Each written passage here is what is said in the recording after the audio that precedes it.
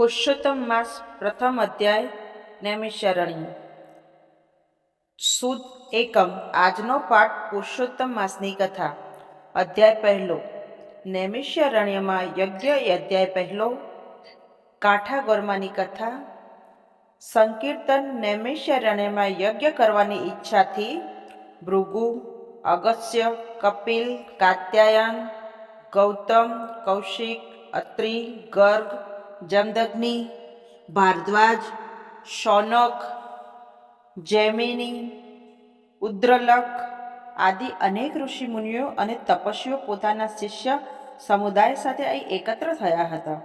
તેઓ યજ્ઞ કરવાની તૈયારી કરી રહ્યા હતા.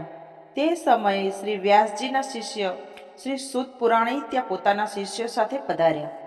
તેમને જોતા ત્યાં એકત્ર થયેલ બધા મુનિઓ એકદમ ઊભા થઈ તેમને વીંટળાઈ વળ્યા અને તેમની સમક્ષ કોઈ હિતકારક અને જગતનું કલ્યાણ થાય એવી કથા સંભળાવવા ઈચ્છા વ્યક્ત કરી.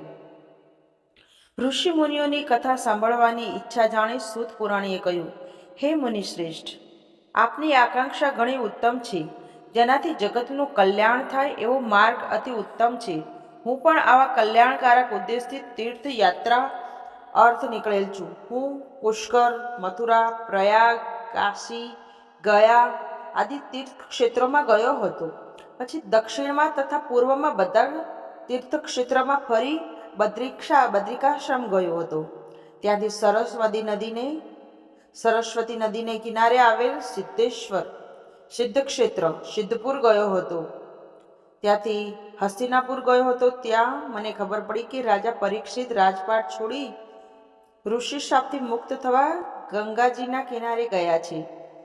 ત્યાં શ્રી વ્યાસજીના 16 વર્ષના દિગંબર અને તેજસ્વી પુત્ર શ્રી સુખદેવજીની કથા કહેવાના છે. અહીં અનેક ઋષિ મુનિઓ તપસ્વીઓ કથા સાંભળવા એકત્ર થયા હતા. હું પણ કથાનો લાભ લેવાના આશયથી ત્યાં જઈ પહોંચ્યો. એક ઊંચા આસન ઉપર શ્રી સુખદેવજી બિરાજમાન હતા. આસપાસના અનેક ઋષિ મુનિઓ અને તપસ્વીઓ સાથે રાજા પરીક્ષિત પણ બેઠા હતા. રાજા પરીક્ષિતે તે સુખદેવજીને સમક્ષ જીવન મુક્તિ થાય તેવી કથા સંભળાવવા વિનંતી કરી. આ વિનંતીને માન આપી શ્રી સુખદેવજીએ શ્રીમદ ભગવત કથાનો આરંભ કર્યો. આ શ્રીમદ ભગવત કથા 7 દિવસ ચાલેલ. 7મે દિવસે પરીક્ષિત રાજાની જીવન મુક્તિ થઈ અને તે મેં પ્રત્યક્ષ જોયું હતું. ત્યાં મારા સાંભળવામાં આવ્યું કે નૈમિષારણ્યમાં કલ્યાણ અર્થે યજ્ઞ થઈ રહ્યો છે અને તેમાં અનેક ઋષિ મુનિઓ એકઠા થનાર છે. આપ બધાના દર્શનના હેતુથી હું અહીં આવ્યો છું. હું આપના દર્શન કરીને કૃતકૃત્ય થયો છું. શ્રી બૃહસ્પતિ પુરાણના પુરુષોત્તમ મહાત્મનો નૈમિષારણ્યમાં યજ્ઞ નામનો પહેલો અધ્યાય સંપૂર્ણ. હવે પુરુષોત્તમ માસની પાવન કથા વાંચીએ. કાંઠા ગોરમાની કથા. નદી કાંઠે એક રમણીય ગામ હતું. તેમાં એક ડોશી તેના 2 દીકરા અને વહુઓ સાથે રહેતી હતી. ઘરમાં કલેશ થતાં 2 દીકરાઓ અલગ થઈ ગયા. તેઓમાંથી કોઈ માને રાખવા તૈયાર નહોતા. તેથી ડોશી પણ અલગ રહી પોતાનું ગુજરાન ચલાવતી. આમ 3 જણા જુદા જુદા ઘરમાં રહેતા હતા, પણ વાર તહેવારે ભેગા મળી આનંદ માણતા. ડોશી ધાર્મિક વૃત્તિના હતા. તે રોજ સવારે ઉઠી પુરુષોત્તમ ભગવાનનું નામ લેતા નદીએ નાહવા જતા. તેમના નાના દીકરાની વહુ પણ રોજ નદીએ સ્નાન કરવા જતી.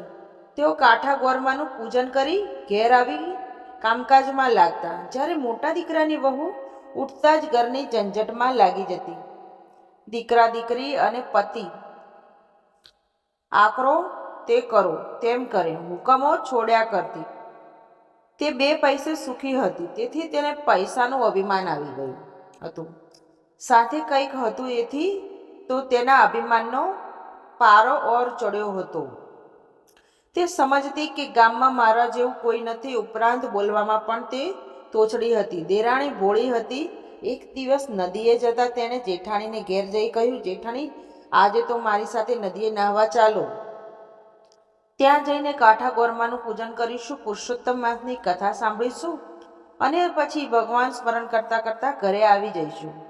જેઠાણી કહેવા લાગી, આ તો નવરાના કામ છે. નાહવાનું તો ફક્ત બહાનું છે. પણ ત્યાં બધા ભેગા મળી ગામની નિંદા કરતા હોય છે. આમાં આપણું કામ નહીં, મારે તો મારું ઘર પહેલું સંભાળવાનું. મારે ઘેર આવનારા ઘણા મારા પતિ દુકાનેથી આવે, છોકરાઓ નિશાળથી આવે, પિયર ગયેલી વહુ આવે, સાસરે ગયેલી દીકરી આવે, સગા સંબંધીઓ આવે, સીમમાં ગયેલ ઢોર પણ આવે. આમાંથી હું આખો દિવસ નવરી પડું તો તમારી સાથે નાહવા આવું છે? તમારે વ્રત કરો અને મને ધર્મ કર્મ કરવાનો બેથ જ નથી.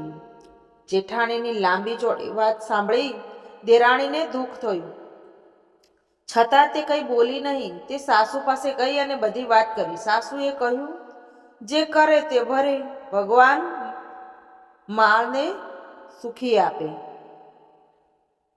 ભગવાન માળને સુખ આપે છે અને સુખ મળ્યા પછી ભગવાનને તે ભૂલી જાય છે. મોટી વહુ સમજે તો સારું, મોટી વહુ સમજે તો સારું, નહીતર એના ભાગ્યના પન્ના ફૂટેલા જ છે. કાંઠા ગોરમાં રીજે તો ધન ધાન્યનો પાર ન રહે અને ખીજે તો એ કોઈની નહીં. આમ દિવસો વીતી રહ્યા હતા. દેરાણીના દિવસો પુરુષોત્તમ ભગવાનના ધર્મ ધ્યાનમાં જતા હતા, જ્યારે જેઠાણીના દિવસો સંસારિક કામકાજમાં અને ઝંઝટમાં વીતતા. તેની પાસે ધર્મ કરવાનો વખત જ નથી. તેનો સગા વહાલાને રીઝવવામાં પડી હતી. દેરાણી તો રોજ નદીએ નાહી કાંઠા ગોરમાની વાર્તા સાંભળતી અને ધર્મ ધ્યાનમાં મસ્ત રહેતી. આથી કાંઠા ગોરમાં દેરાણી ઉપર રીઝ્યા એને ઘણી સુખી સાહેબી દીધી. બીજી બાજુ પુરુષોત્તમ ભગવાનનું અપમાન કરનાર જેઠાણી ઉપર તે કોપાયમાન થયા. કાંઠા ગોરમાંનો કોપનો પાર ન રહ્યો. તેમણે જેઠાણીને શાપ આપ્યો. આથી પેઢીએથી પતિ ગાયબ થયા. નિશાળે ભણવા ગયેલા છોકરા ઘેર પાછા ન આવ્યા. દીકરીના સાસરિયા કોપ્યા, તેથી તેની દીકરીને તેની મા પાસે જવા ન દીધી. પિયર ગયેલી વહુ પણ પાછી ઘેર ન આવી. કોઈ સગાવાલા ન આવ્યા. સીમમાં ગયેલ ઢોર પણ પાછા ન ફર્યા. આમ અણધાર્યું બનવાથી જેઠાણી હેબતાઈ ગઈ. તેના શોકનો પાર ન રહ્યો. તેને પોતાની ભૂલ સમજાઈ. તે દેરાણી પાસે પહોંચી ગઈ અને પોતાના દુઃખની વાત તેણે દેરાણીને કરી. દેરાણી તેને સાસુ પાસે લઈ ગઈ. સાસુ ઓટલે બેસી માળવા ફેરવી રહ્યા હતા. ત્યાં તો જેઠાણી આવીને તેમના પગમાં પડી અને વાર્તાલાપ કરતા કહેવા લાગી, માં, હું તો લૂંટાઈ ગઈ. મારો તો પતિ ગયો, મારો પુત્ર ગયો, ઢોર ઢાંખર ગયા. સવડા નાખું ત્યાં આવડા પડે છે. માટે કંઈક રસ્તો બતાવો. તમે કહેશો તેમ હું કરીશ. સાસુએ કહ્યું, મોટી વહુ, તે જાણે અજાણે પણ પુરુષોત્તમ ભગવાનનું અપમાન કર્યું છે. આથી કાંઠા ગોરમાં તારા ઉપર કોપાયમાન થયા છે. તેથી તારા બધા કાર્યો અવળા થાય છે. આથી કરીને તું પુરુષોત્તમ માસનું સ્નાન કર, ધર્મ ધ્યાન કર, કાંઠા ગોરમાનું પૂજન કર, એમને વિનવણી કર, ભૂલની ક્ષમા માંગ. હવે મારી એક વાત સાંભળ. ધર્મ થાય તો કરીએ, પણ ધર્મનો અનાદર ન કદી કરીએ. ત્યારે જેઠાણી રડતા રડતા બોલી, માં, હું સાવ આંધળી છું, અજ્ઞાન છું. ધર્મની વાત જાણતી નથી. અજાણતા અનાદર થયો છે. હું કોઈ દિવસ નદીએ કાંઠા ગોરમાને પૂજવા ગઈ નથી. મારે ત્યાં જઈને શું કરવાનું? સાસુએ કહ્યું, એક થાળમાં પૂજનની બધી સામગ્રી લેવી. તેમાં શ્રીફળ, પુષ્પ, ચોખા, સોપારી, કંકુ, અબીલ, ગુલાલ, ધૂપ, અગરબત્તી મૂકી હાથમાં પૂજનનો થાળ લઈ ખભે ચૂંદડી નાખી ઢોલીને લઈ થોડી સ્ત્રીઓ સાથે વાજતે ગાજતે નદીએ જા. ત્યાં જઈ પુરુષોત્તમ ભગવાનનું નામ લઈ સ્નાન કર. કપડાં બદલીને પુરુષોત્તમ ભગવાનની પ્રાર્થના કરજે. પછી કાંઠા ગોરમાનું પૂજન કરી કાલાવાલા કરજે. હે ગૌરી માં, હું અજ્ઞાનતાને લીધે તમારો મહિમા સમજી શકી નહીં. આથી મેં તમારા વ્રતનો અનાદર કર્યો. હવે મને મારી ભૂલ સમજાઈ છે. તમે મોટા મનવાળા છો. માં, મારા ઉપર પ્રસન્ન થાઓ. મને સુખ શાંતિ આપો. મારા ઉપર આવેલ આપત્તિ દૂર કરો. જેઠાણીએ સાસુની શિખામણ માથે ચડાવી તે સાસુને પગે લાગી અને કાંઠા ગોરમાને પૂજવા જવાની તૈયારી કરવા લાગી. દેરાણી જેઠાણી અને સાસુએ આડોશ પડોશમાંથી ભાવિક સ્ત્રીઓને ભેગી કરી. બધાને સાથે લઈને તે વાજતે ગાજતે નદીએ પહોંચી.